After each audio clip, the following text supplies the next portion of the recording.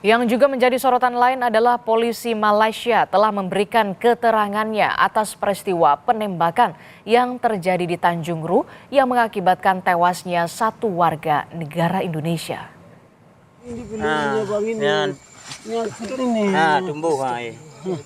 Polisi Selangor Malaysia mengaku menerima laporan mengenai 3 pria yang diyakini warga negara Indonesia dirawat di rumah sakit karena luka tembak. Polisi Selangor mengklaim tembakan yang diletuskan adalah untuk membela diri karena ada perlawanan dari warga negara Indonesia setelah sebelumnya kapal mereka sempat bertabrakan dengan kapal polisi Malaysia.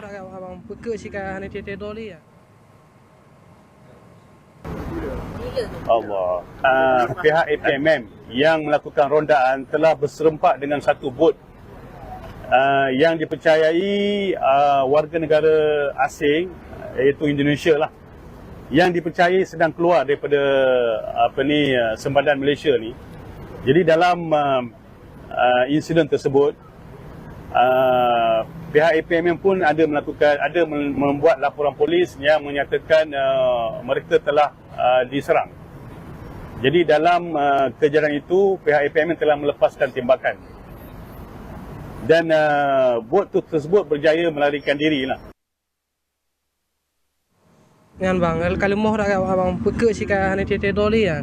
5 warga negara Indonesia yang merupakan pekerja migran Indonesia ditembak di perairan Malaysia. Salah satu korban yang ditembak petugas patroli maritim Malaysia adalah warga Aceh. Tim Balai Pelayanan Perlindungan Pekerja Migran Indonesia atau BP2MI Aceh membenarkan salah satu korban penembakan di Malaysia adalah Muhammad Hanafiah, warga asal Aceh Timur.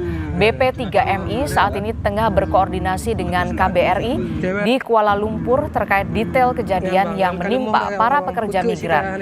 BP3MI saat ini berusaha memulangkan korban ke Indonesia.